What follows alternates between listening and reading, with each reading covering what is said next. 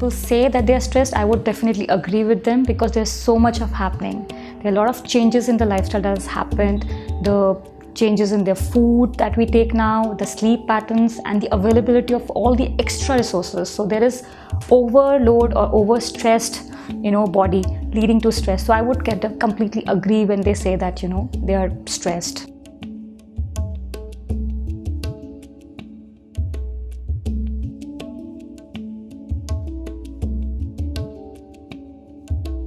There is a way, actually. If we identify, if we know that what is causing this stress, what is the root cause of this stress, and what is the root cause of these anxiety disorders, definitely it can help us find out about how we can find out a way. There are ways, and there are people who are helping us find those ways. We just need to connect to those people to help us come out of these anxiety.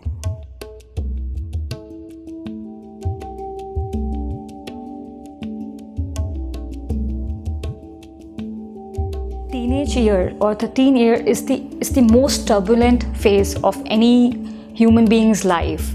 It's the time when a lot of changes are happening. If I talk about the body is changing, the brain is changing, the hormones are changing, and the body image is changing. This is the time when a teen is very concerned about establishing his own identity. He's very concerned about to fit into a group. So that's why there is a lot of stress and a disturbance that they're facing during this time. This is what differentiates him or her from the other age groups that we deal with. So in current scenario, there is another aspect why teens are disturbed or they are facing this tremendous amount of stress. That's because now we live in almost like a virtual reality. It becomes difficult for a teen to differentiate what is real and what is virtual.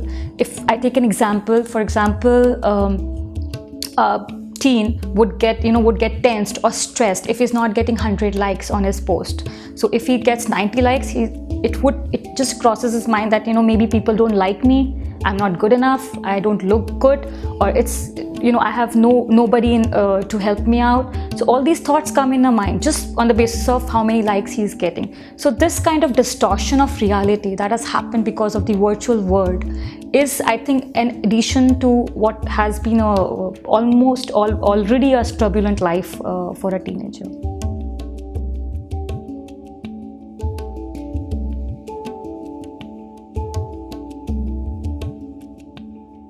75% of the mental health problems start in the childhood. So the management or the solution for it has to start from the childhood. Training them in mindfulness, training them in techniques which can help them depend on their own body, to understand their own mind, is going to help them in long way. So it's not just going to be during the school times, it's going to make their life easier for them, be able to help them manage stress on a very long term. If we start building their support system, if we start building their strength, inner strength right from the starting, which can be through these mindfulness techniques or relaxation techniques which can be trained to them in the school time itself, it can help them become stronger. Inner strength will come through that, and it's like a support system. When I say support system, I mean that the parents, how they help out the kids, I mean the friend circle that they have, and their own ability to cope up with the stress. So these techniques help in coping with the stress in long term. So that's why they are important.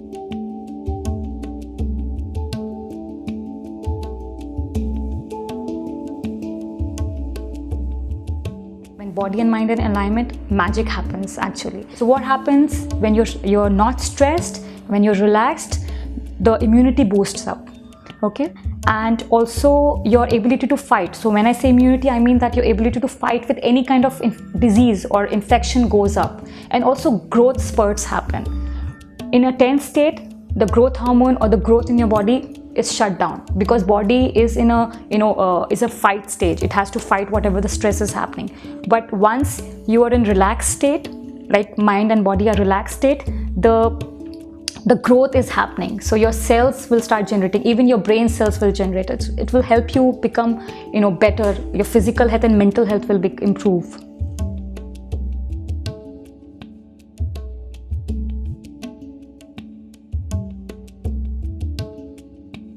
Yoga Nidra Nidra is, as we all understand, is a technique which helps you understand your own body. It's awareness of your body. I would talk about how similar and dissimilar these two techniques are when you say Yoga Nidra and progressive muscle relaxation. They're similar in the way that both of them work on the same concept of body awareness, because we are making the people aware of each and every cell, each and every muscle group of the body, and making them go into a deep state of relaxation. That's what both these techniques do, and that is what's similar about them. What is dissimilar about these two techniques is that in progressive muscle relaxation, we basically ask the people to contract a group of muscles and then ask them to relax it, which is not happening in Yoga Nidra. So that's how it is different. How it helps, being different from Yoga Nidra, it helps because there is a task for people to do, and once they start focusing on contracting a group of muscles and then relaxing, it gives them ability to understand their body in a tense state and in a relaxed state.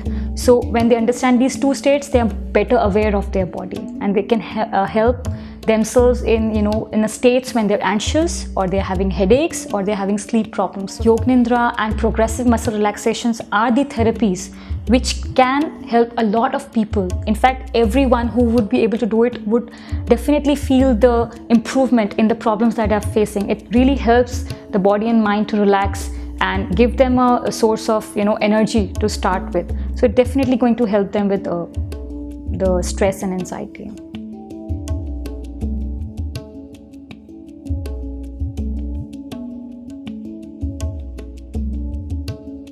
Progressive muscle relaxation, what we started, there are different sessions that can happen. In the first session, what we do is first we assess the patient to understand what are the basic problems that they are facing. Is it the problem of anxiety? Is it the problem of headache or insomnia? It starts with basic instructions of talking about in what setting they need to do the relaxation technique. They have to be in an environment which is a little comfortable to them.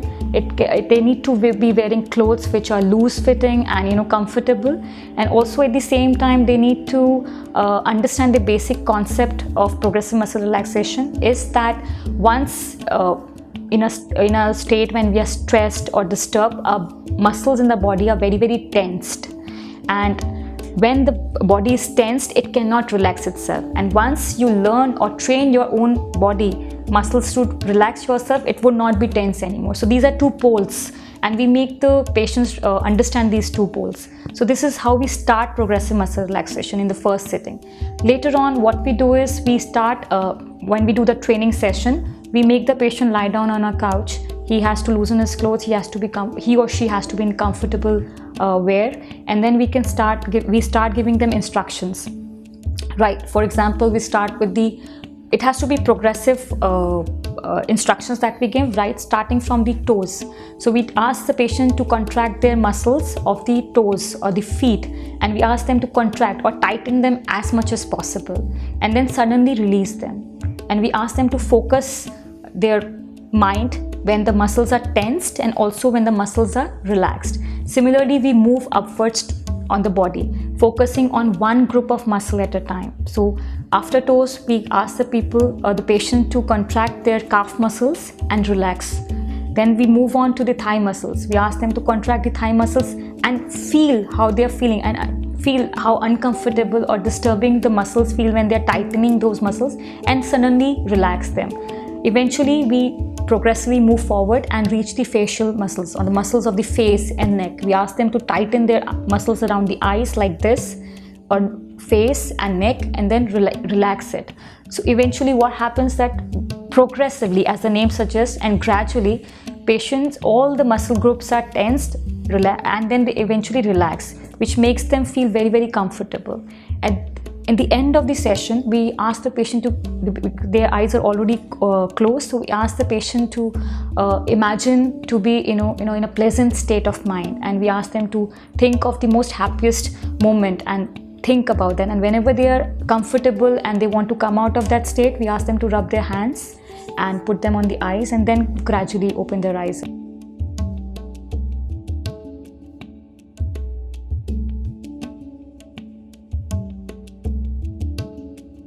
What happens is that there is an understanding about how body reacts in different states. For example, how body reacts or the muscle reacts when you are tensed or you're worried or when you're anxious.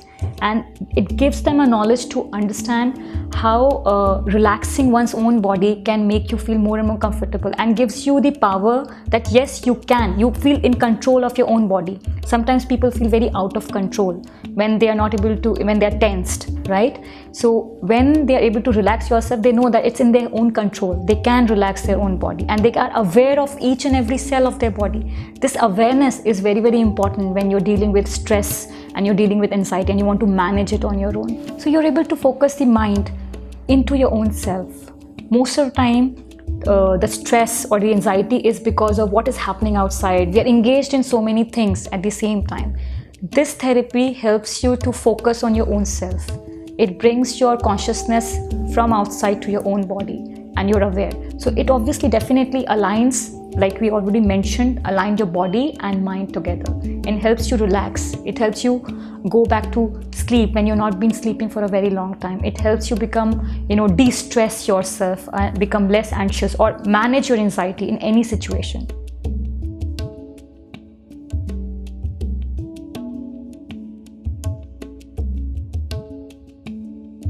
It is important for you to speak up about your problems. Like I already said, that there might be 100 problems around you. You might be struggling with so many things, but it is important that you go out, and there are people who would want to help you. There are techniques that can help you relax and de-stress yourself. So you need to speak up about them. You need to meet people. You need to think of your body and mind first. You need to be a little selfish about your own self when it comes to your health.